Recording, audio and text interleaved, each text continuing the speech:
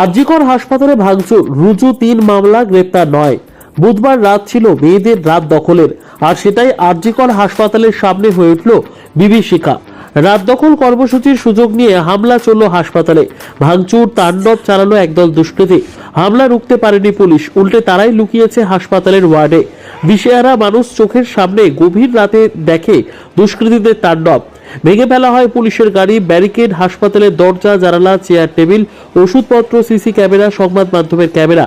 এই হামলার জেরে স্বতঃপ্রণোদিতভাবে 3টি পৃথক মামলা রুজু করেছে পুলিশ। তাতে রয়েছে পুলিশের ওপর হামলা, চিকিৎসকদের ওপর আক্রমণ আর হাসপাতালের সম্পত্তি ধ্বংসের অভিযোগ। মামলায় ইতিমধ্যেই তদন্ত শুরু করেছে পুলিশ। গ্রেপ্তার করা হয়েছে 9 জনকে।